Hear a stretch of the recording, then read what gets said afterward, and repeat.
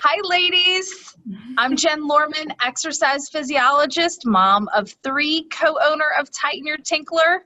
I'm Christina Walsh, physical therapist, mom of 2, and co-creator of Tighten Your Tinkler. And we are so excited about the expert who is talking to us today and is going to school us on productivity.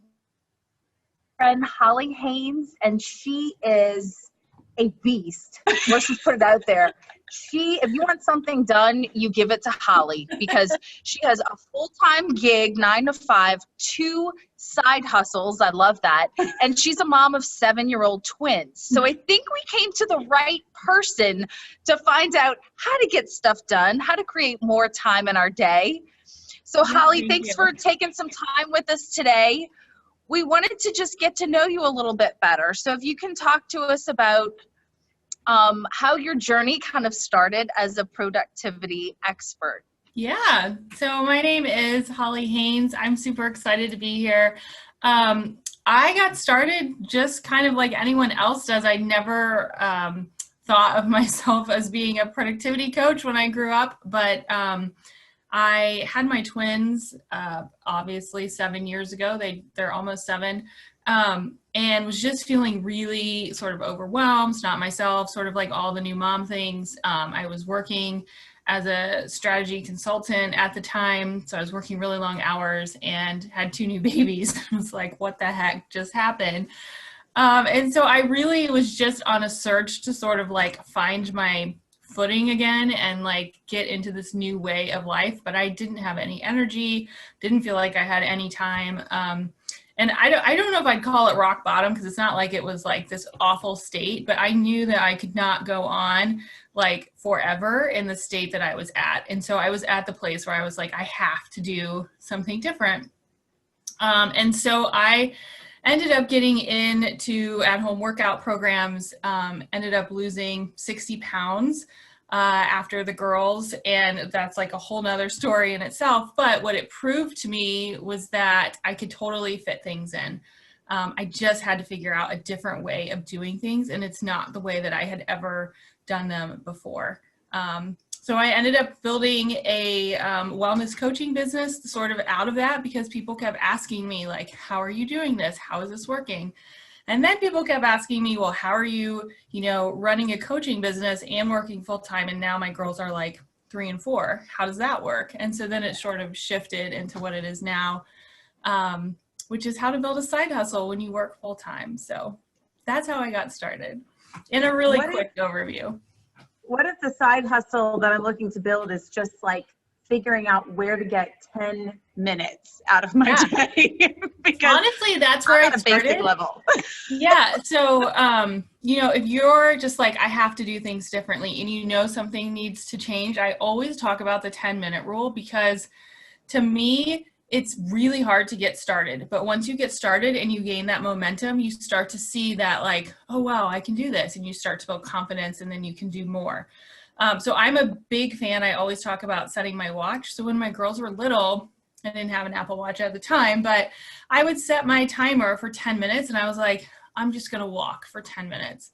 And it would be at 8 o'clock at night, because at that point I was not going to get up at 4 in the morning with newborns. But then I started to see sort of over time, like, oh, I feel really better after I walk. So I'm going to do it 15 minutes or 20 minutes. And then I was like, wow, if I actually got up in the morning before everyone was up and walked for 10 minutes, how would that feel? And so it just sort of built over time. And it's like the most simple method. And people are like, really, 10 minutes? Like, is it really going to make that big of a difference? But the analogy and the example I use all the time is I am not a reader. And I love learning new things. And you honestly have to if you're a coach or in business or whatever you're doing. And so I made a goal that I was going to read 10 minutes every single morning. So that was like my thing. I'm going to get up, I'm going to read 10 minutes and then go about my day. And the year that I did it, I got through 14 books in a year. And I've been doing it for 4 or 5 years now. So you can imagine how many books that is. But it's just that we were talking about this before, like that compound effect of if you do something consistently for 10 minutes a day, even if you just do it Monday through Thursday, like give yourself a break on Friday, 4 days times 10 minutes, 40 minutes is so much better than skipping it and not even starting anything. So I use that rule a lot, regardless of if it's morning routine, evening routine, or whatever time that it is. I love that, Holly, because it does really illustrate the compound effect, which is one.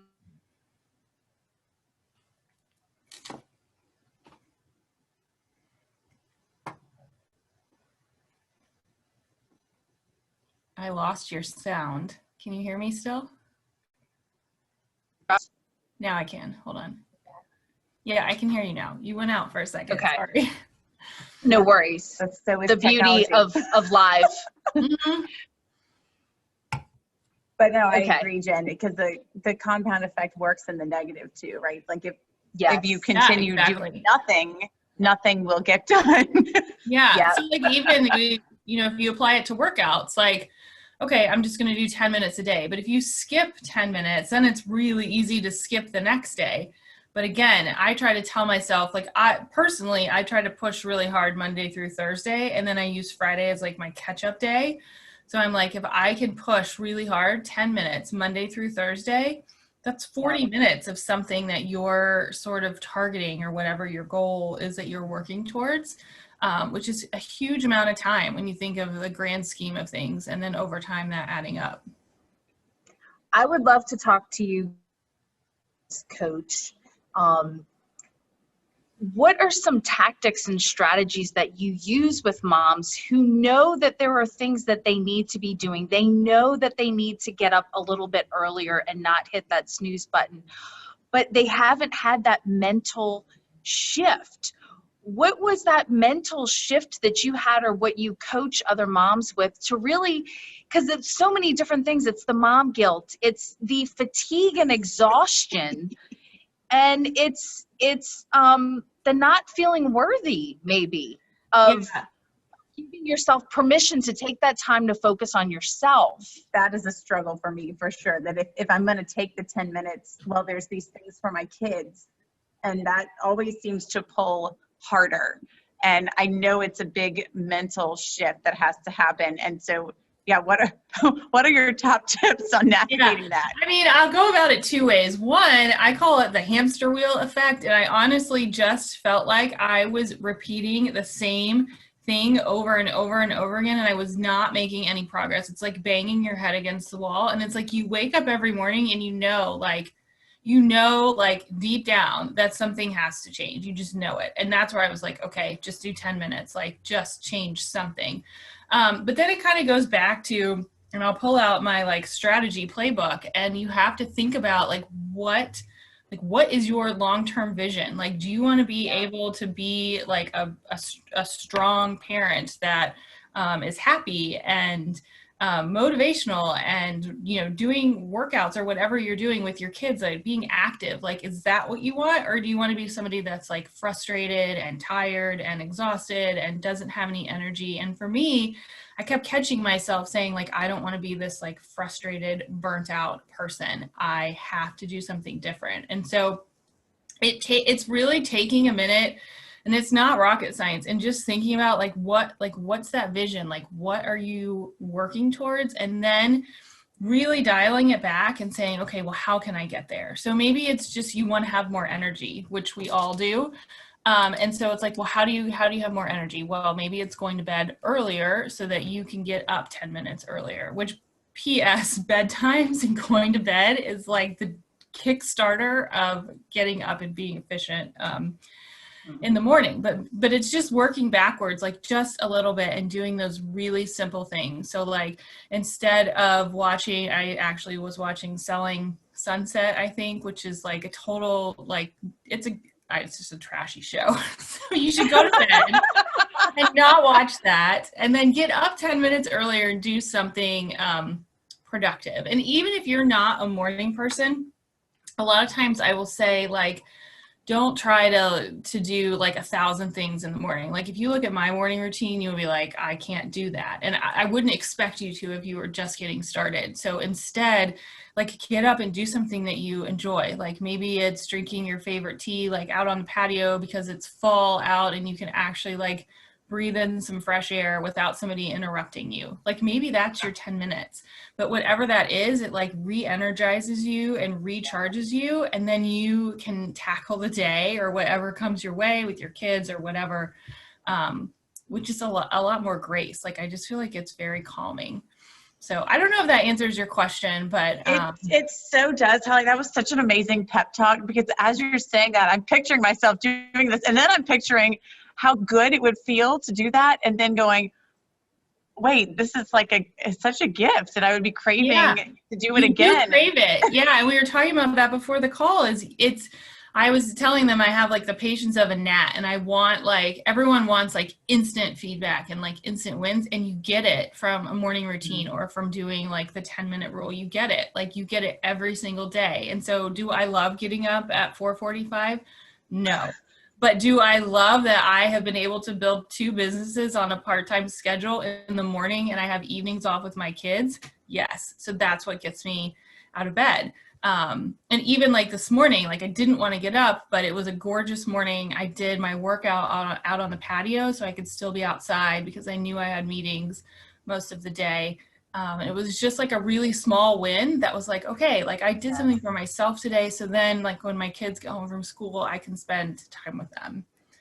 So it's instant wins. Like you have to try it. Like you can't not try it.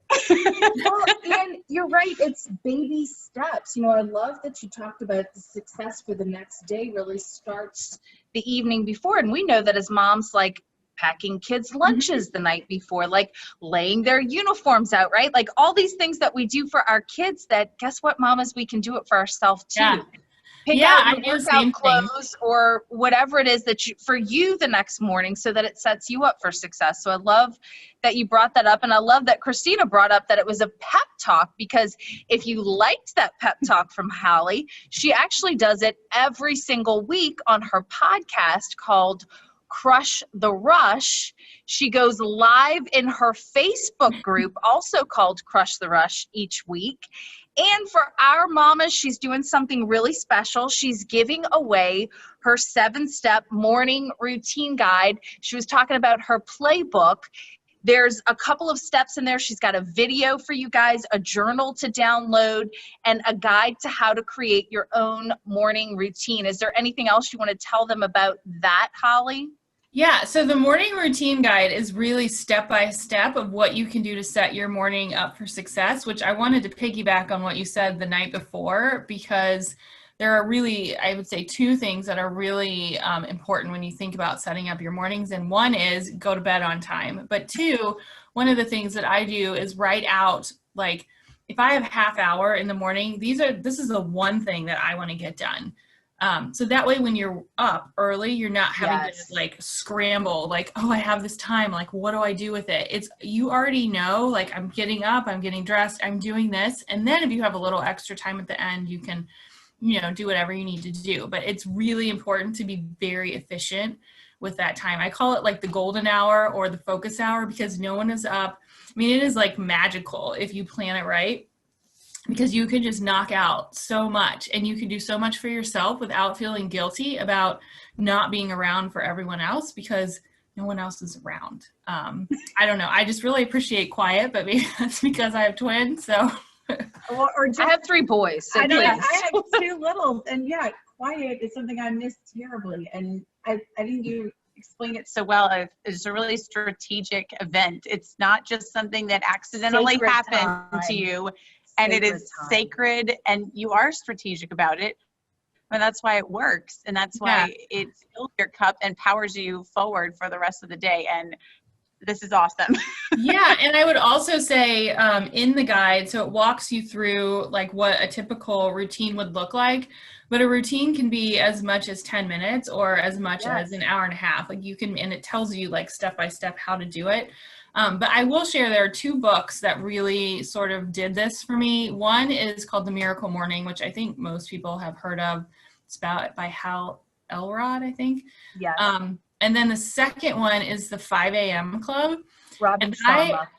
Yes, I loved it so much because it is based on like scientific facts. So it's not just me being like, get up early. It's like scientifically proven that you need 7.5 hours of sleep. Like, this is how your body responds when you get up and do things in a certain order. It's like it's just very interesting. So if you're not like on the morning bandwagon yet, but you kind of know that you need to change something, I would read the 5 a.m. Club. And it's written in as like a novel, which is really interesting. So it's actually enjoyable to read. Yes.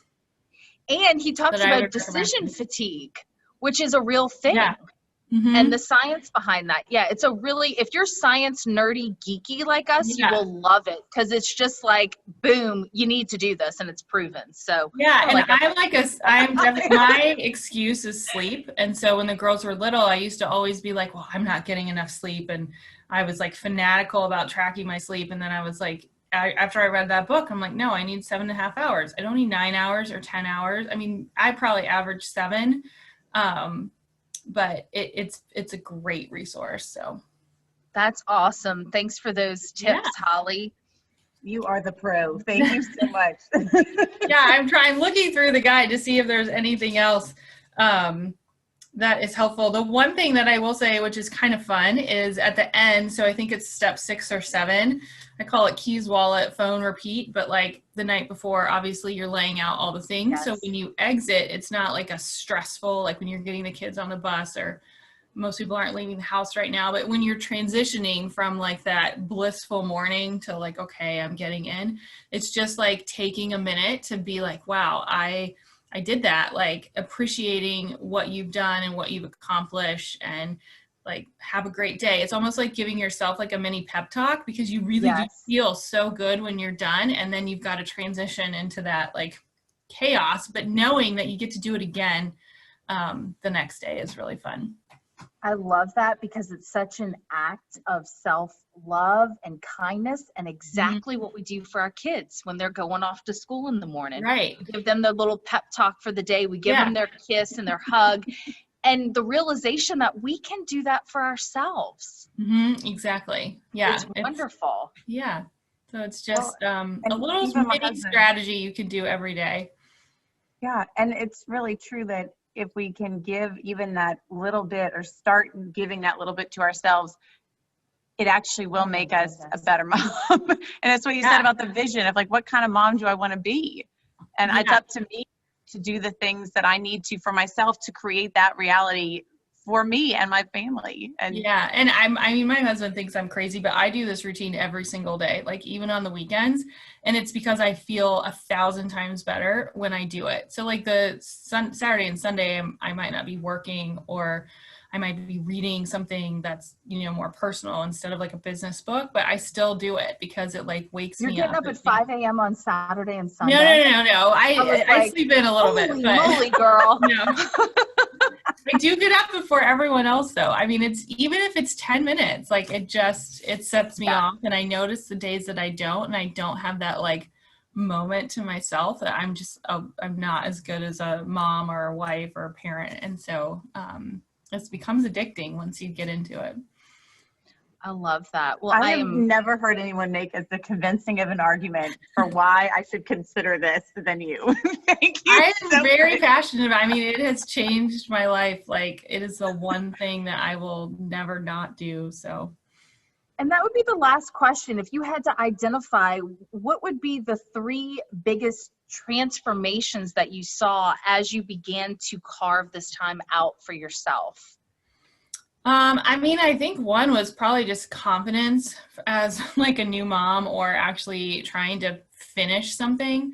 Like, I know a lot of times you get so busy, you start all these things that you want to do, but you never see it through. Like, just reading 10 minutes every day was like, oh, I could check that off. Like, I actually said I was going to do something, and I did it, and it makes me feel good. And so I'm going to keep going. I mean, the second thing is probably just being able to carve out time to work on things that I want to work on. That's not like family or kids or whatever. Because I didn't really think it was possible. I had to like prove it to myself, and it took some time to figure that out. And so now it's like the sacred time that I will never give up. And then I think 3, I think from a business perspective, like I never thought that I could run a business and work and be a mom and still take weekends off. Like I know that is like a huge priority for me. I mean, I do work a little bit, but for the most part, I am pretty disconnected on the weekends. And the morning routine was like the Kickstarter of all of that, because it really does get me organized, and I know what's coming and I know what I need to plan for. I mean, it's definitely not perfect. But I didn't think any of that was possible. And it started with that routine in the morning. That is awesome, Holly. I know all of our mamas and ladies would love to have even just one of those things. So you heard it from the productivity powerhouse herself. Remember, you can connect with Holly. You can go and join her free Facebook group, Crush the Rush. You can get her pep talks every week by going and following her podcast, Crush the Rush. And we're going to drop the link below that you can go and get her 7-step morning routine guide. Thanks so much for being here, Holly. Thanks, it was good seeing you guys. It was a pleasure. Bye.